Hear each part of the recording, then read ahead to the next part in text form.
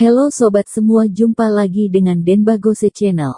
Bagaimana kabar sobat semua? Sebelum kita mulai cerita ini, ayo silakan subscribe, like, komen, share dan nyalakan loncengnya untuk mendapatkan notifikasi terbaru ketika Mimin upload videonya. Bab 1161, Hadiah Pertemuan Penama. Melihat ibunya yang sangat baik hati, Thomaskin merasa sedikit malu untuk mengatakan hal lain. Awalnya, dia ingin menjelaskan, bagaimanapun juga, tidak baik salah paham tentang hal semacam ini. Tetapi ketika ibunya berkata demikian, Thomaskin merasa malu untuk mengatakannya. Prilihu mengangkat alis ke arah Thomaskin dan berkata dengan ekspresi main-main. "Thomas, ini ibuku. Bukankah kamu selalu ingin melihat ibuku? Atur agar kamu bertemu kali ini." Thomaskin menggerakkan sudut mulutnya. Wanita ini benar-benar terlalu pendendam, bukankah hanya memerasmu untuk makan sekali? Ternyata muncul dengan ngengat jenis. "Halo Bibi, aku Thomaskin, silakan duduk." Tidak peduli bagaimana bertengkar dengan Prilihu, tetap harus menghormati ibunya. Setelah duduk, Prilihu tersenyum. "Ngomong-ngomong, Thomas, bukankah kamu mengatakan bahwa kamu menyiapkan hadiah pertemuan untuk ibuku? Keluarkan untuk lihat." Mata Thomaskin menyipit, wanita ini benar-benar pendendam. Melihat makanan semeja yang diperkirakan puluhan ribu yuan, dia harus membiarkan Thomaskin mengeluarkan uang. "Ibu Prilly cukup sopan." "Oh, tidak perlu begitu sopan, tidak butuh apa-apa, dan aku bukan orang Iwar, jadi tidak perlu begitu sopan." Apa yang dikatakan Elbu Prilly adalah kebenaran. Prilihu sangat kaya dan dia juga keluarga kaya, jadi dia pasti tidak akan kekurangan apapun. Alasan mengapa Prilihu berkata demikian adalah untuk membuat Thomaskin mengeluarkan uang.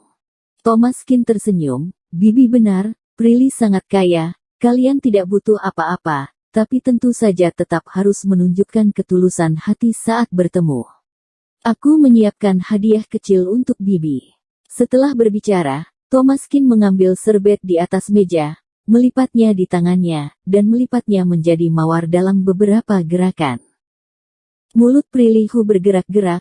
"Aku," berkata Thomas, "bukankah kamu hanya ingin memberi ibuku bunga kertas seperti itu?" Thomaskin tersenyum dan tidak berkata apa-apa. Setelah bunga kertas putih terlipat, Thomaskin mengambil korek api dan menyalakannya perlahan. Kertas mawar itu segera terbakar, dan Thomaskin menyambarnya dengan keras. Bola kertas terbakar, Thomaskin membentangkan telapak tangannya, dan ada mawar merah tergeletak diam-diam di dalam.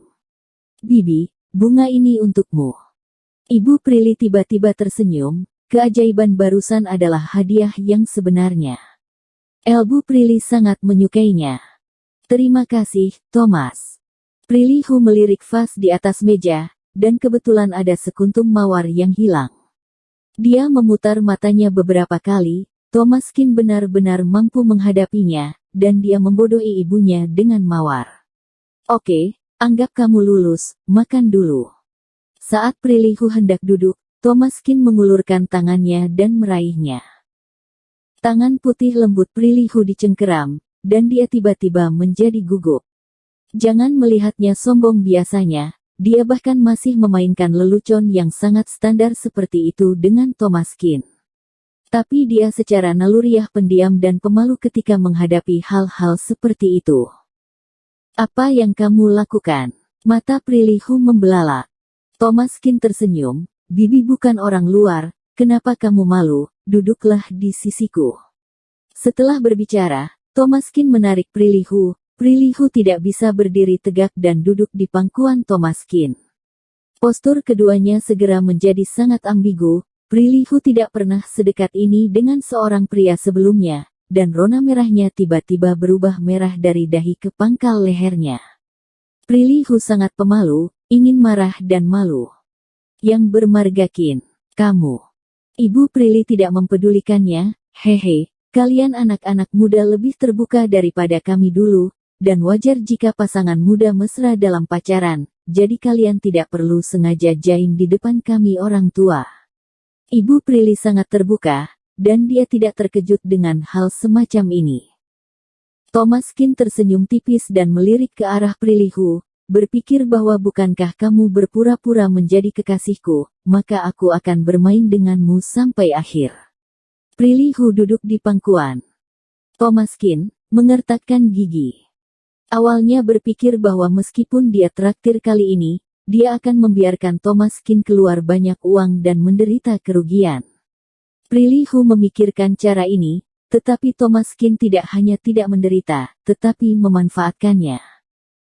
Sekarang Prilly sedang duduk dalam pelukan Thomaskin. Jangan sebutkan seberapa dekat keduanya. Dia tidak berani melawan. Jika dia melepaskan diri dengan keras, seolah-olah dia tidak ada hubungannya dengan Thomaskin, bukankah dia akan menunjukkan kebohongannya pada Prilly memaksakan diri duduk di pangkuannya untuk makan, mendengarkan Thomaskin mengobrol dengan ibu Prilly. Saat mengobrol, Thomaskin menggigit anggur dan ingin memberi makan Prilly. Wajah Prilly langsung memerah, matanya melebar karena marah, dan dia berbisik. Yang bermargakin, jangan keterlaluan. Thomaskin tersenyum dan berkata di depan ibu Prilly. Lartigai, ini, makan anggur. Setelah berbicara, dia meremas pantat Prilly. Prilly memerah karena marah, meskipun Elbu Prilly tidak mengatakan apapun. Karena dia memilih akting, dia harus terus berakting. Prilly hanya bisa memaksakan diri mengambil anggur dari mulut Thomaskin. Bibir keduanya tersentuh, dan meskipun pendek, itu adalah ciuman. Prilly hanya merasa wajahnya panas, dan dia merasa malu, bahkan ingin mencari tempat untuk menyembunyikan wajahnya. Sudah berakhir, kerugian besar. Aku lelah, aku pergi duduk di sana. Prilly menemukan alasan dan dengan cepat turun dari Thomaskin dan duduk di samping ibu Prilly, akhirnya menghela napas lega. Prilly memelototi Thomaskin dengan keras, mengertakkan gigi, berpikir bahwa dia harus menemukan kesempatan untuk balas kembali, pria brengsek. Ketika mereka bertiga sedang makan, tiba-tiba seorang wanita datang, berseru saat melihat Prilly. Prilly, sungguh kebetulan. Aku bertemu denganmu di sini. Prilly mengerutkan kening. Lisa. Wanita di depannya terlihat sedikit ras campuran, dengan rongga mata yang dalam dan wajah yang sangat cantik, tapi dia sedikit kalah cantik dari Prilly. Prilly pernah belajar di luar negeri sebelumnya, dan Lisa ini adalah teman sekelasnya ketika dia belajar desain perhiasan di Milan. Para wanita yang belajar di Milan umumnya terbagi dalam dua kategori. Yang pertama adalah Prilly, yang benar-benar datang untuk mempelajari teknologi, mempelajari desain perhiasan dan bersiap untuk kembali bekerja di industri ini. Yang kedua adalah berhubungan dengan orang kaya. Mereka yang belajar di luar negeri pada dasarnya kaya dan muda. Mereka belajar di sini untuk mengenal anak orang kaya, lalu menikah dengan orang kaya. Dan Lisa adalah tipe kedua. Ketika di sekolah, Lisa akan menebar pesona setiap kali dia melihat anak orang kaya, menunggu orang mengejarnya. Suatu ketika ada seorang anak orang kaya yang mengejar Lisa, tetapi dia melihat Prilly secara tidak sengaja, dan dia melepaskan Lisa dan mulai mengejar Prilly.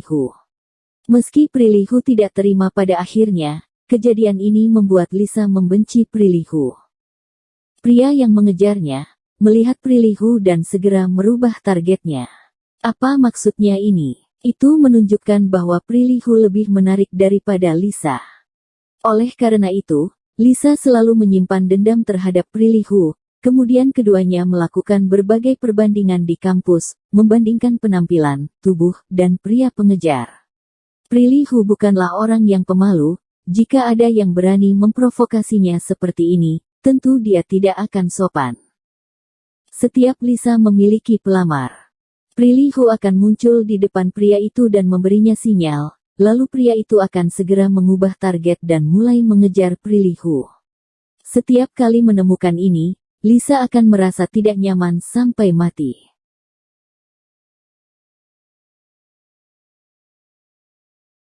Bersambung. Terima kasih kepada kalian yang telah menonton video ini. Jangan lupa tekan tombol subscribe-nya dan nyalakan notifikasinya untuk mendapatkan video-video seru lainnya dari channel Denbagose.